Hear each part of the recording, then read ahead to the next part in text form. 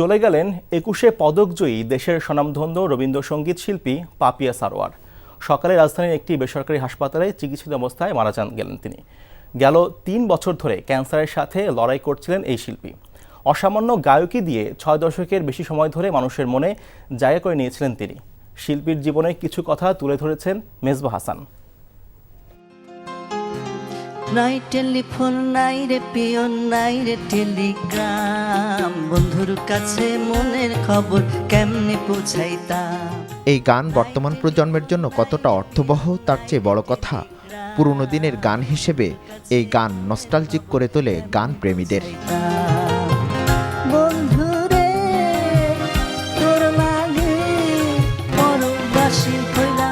আর এই গান গেয়েই শ্রোতাদের কাছে জনপ্রিয় হয়ে উঠেছিলেন সঙ্গীতশিল্পী পাপিয়া সারোয়ার।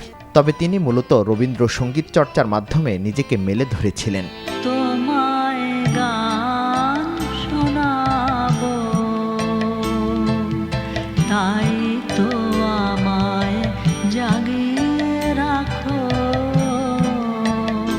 ঢাকা বিশ্ববিদ্যালয়ের প্রাণীবিজ্ঞান বিভাগের ছাত্রী হলেও জনপ্রিয় এই শিল্পী ১৯৬৬ সালে ললিতকলা একাডেমি থেকে সঙ্গীত দীক্ষা নেন।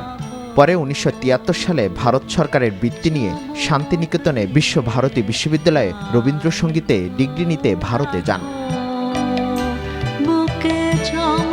আধুনিক গানেও সমান দ্যুতি ছড়িয়েছেন পাপিয়া সারোয়ার। ২০১৩ সালে বাংলা একাডেমি থেকে রবীন্দ্র পুরস্কার নিয়ে শুরু হয় তার অর্জন। এরপর ২০১৫-তে বাংলা একাডেমি ফেলোশিপ, ২০২১ সালে ২১শে পদক অর্জন করেন তিনি। ১৯৬৬ সালের ২১শে নভেম্বর বরিশালের জন্ম নেওয়া পাপিয়া ৫৮ বছর বয়সে শেষ বিদায় নিলেন।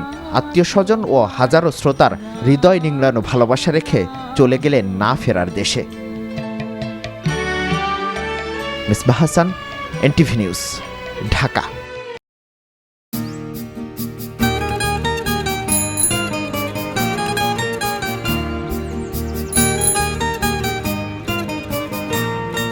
শুনেন, পুরুষ মানুষ তো এভাবে ভয় পেলে চলে না, বুকে সাহস রাখতে হয়। যা বলবেন সোজা সাপটা বলবেন।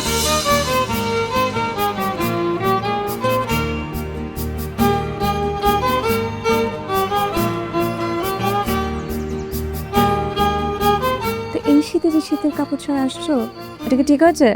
তোমাকে দেখার পর থেকে আমার জীবন থেকে শীত, গ্রীষ্ম, বর্ষা সব চলে গেছে, শুধুমাত্র তুমি আছো।